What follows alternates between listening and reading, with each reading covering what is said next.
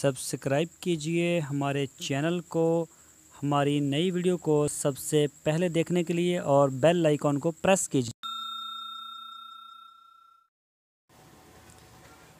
बिस्मिल्लाहिर्रहमानिर्रहीम। अस्सलामु अलैकुम मेरे दोस्तों, क्या हाल चाल हैं। मैं उम्मीद करता हूं कि मेरे तमाम दोस्त खैरियत से होंगे।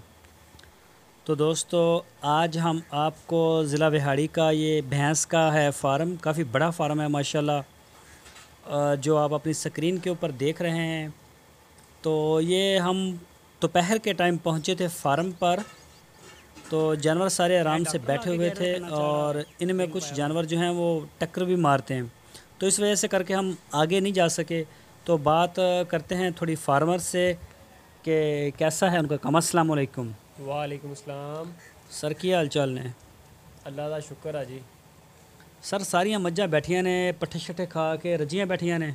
ਇਹ ਭਾਈ ਦੁਪਹਿਰ ਦਾ ਟਾਈਮ ਆ ਨਾ, ਫਿਰ ਤੁਹਾਨੂੰ ਪਤਾ ਡੰਗਰ ਬੰਦੇ ਤਰ੍ਹਾਂ ਸੁਸਤਾਉਣ ਵਾਸਤੇ ਰੈਸਟ ਕਰ ਰਿਹਾ, ਆਰਾਮ ਕਰ ਰਿਹਾ।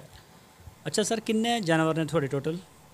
ਸਾਡੇ ਕੋਲ 200 ਮੱਝ ਹੈ ਜੀ ਮਾਸ਼ਾਅੱਲਾ। 200? ਹਾਂਜੀ 200 ਮੱਝ ਹੈ। अच्छा, ਇਹ ਜਿਹੜੀਆਂ ਸਾਰੀਆਂ ਦੁੱਧ ਦੇਣ ਵਾਲੀਆਂ ਨੇ ਜਾਂ ਦੂਸਰੀਆਂ ਨੇ ਸੂਣ ਵਾਲੀਆਂ ਨੇ? ਇਹ ਮਿਕਸ ਹੀ ਹੈ, ਵਿੱਚ ਸੂਣ ਵਾਲੀਆਂ ਵੀ ਆ ਤੇ ਬਾਕੀ ਦੁੱਧ ਵਾਲੀਆਂ ਜਿਹੜੀਆਂ ਉਹ ਥੋੜੀਆਂ ਸਾਈਡ ਤੇ ਰੱਖਦੇ ਨੇ ਜ਼ਿਆਦਾ। ਉਹ ਸਾਈਡ ਤੇ ਉਹ ਕਿੰਨੀਆਂ ਕੁ ਨੇ? ਉਹ ਵੀ ਇਸ ਟਾਈਮ ਤਕਰੀਬਨ ਹੈ 35-36 ਮੱਝਾਂ ਇਸ ਟਾਈਮ ਹੈ, ਯਾਨੀ ਕਿ ਜਿਹੜੀਆਂ ਦੁੱਧ ਦੇ ਰਹੀਆਂ। ਦੁੱਧ ਦੇ ਰਹੀਆਂ ਜੀ। ਕਿੰਨਾ ਕੁ ਦੁੱਧ ਡੇਲੀ ਹੋ ਜਾਂਦਾ? ਮਾਸ਼ਾਅੱਲਾ ਸਾਡੇ ਕੋਲ ਬਰੀਡ ਅੱਛੀ ਹੈਗੀ ਆ। ਫੀ ਮੱਝ ਸਾਡੇ ਕੋਲ 10-10 ਕਿਲੋ ਵਾਲੀ ਵੀ ਹੈ, ਲੇਕਿਨ ਹੁੰਦਾ 300-400 ਕਿਲੋ ਦੁੱਧ ਹੁੰਦਾ ਤਕਰੀਬਨ ਸਾਡੇ ਕੋਲ, ਜਿਹੜਾ ਯਾਨੀ ਦੁੱਧ ਹੀ ਲੈ ਕੇ ਜਾਂਦੇ। ਹਾਂਜੀ, ਨੈਸਲੇ ਵਾਲੇ। ਸਹੀ। ਚਲੋ, ਤੇ ਇਹ ਸਰ ਤੁਹਾਡਾ ਫਾਰਮ ਇਹਦਾ ਕਿਹੜੀ ਸਾਈਡ ਤੇ ਹੈ? ਇਹ ਜ਼ਿਲ੍ਹਾ ਬਿਹਾੜੀ ਬਣਿਆ ਹੋਇਆ ਜੀ। ਨਹੀਂ ਨਹੀਂ, ਇਹ ਤਾਂ ਹੁਣ ਤੁਸੀਂ ਵਾੜੇ ਛੜੀਆਂ ਹੋਈਆਂ ਨੇ, ਤੇ ਇਹਦਾ ਜਿਹੜਾ ਫਾਰਮ ਹੈਗਾ ਉਹ ਦੂਸਰੀ ਸਾਈਡ ਤੇ ਹੈ। ਇਹ ਇਦਾਂ ਨਾ ਵੀ ਰੈਸਟ ਦਵਾਰੀ ਦੀ ਨਾ, ਦੋ ਸ਼ੈੱਡ ਬਣਾਏ ਆ। ਅੱਛਾ, ਇਹ ਯਾਨੀ ਕਿ ਜਗ੍ਹਾ ਸਾਫ਼ ਰਹਿੰਦੀ। ਇਹ ਉਹ ਜਿਹੜੀ ਜਗ੍ਹਾ ਦੇਖ ਰਹੇ ਉਹ ਜਿਹੜੀ ਸਾਹਮਣੇ ਜਗ੍ਹਾ ਨਜ਼ਰ ਆ ਰਹੀ? ਹਾਂਜੀ ਬਿਲਕੁਲ, ਇੱਥੇ ਹੁੰਦੇ ਆ। ਇੱਥੇ ਯਾਨੀ ਕਿ ਫਾਰਮ ਹੈਗਾ ਮੱਝਾਂ ਦਾ? ਫਾਰਮ ਹੈਗਾ ਹਾਂਜੀ। ਸਹੀ। ਥੱਲੇ ਜਗ੍ਹਾ ਵੀ ਤੁਹਾਡੀ ਬੜੀ ਸਾਫ਼ ਸੁਥਰੀ ਹੈ। ਇਸੇ ਤੋਂ ਹੀ ਹੈ ਜੀ, ਇਹ ਦੋ ਸ਼ੈੱਡ ਬਣਾਏ ਆ ਨਾ, ਉਹ ਫਿਰ ਜਗ੍ਹਾ ਖੁਸ਼ਕ ਹੋ ਜਾਂਦੀ ਹੈ।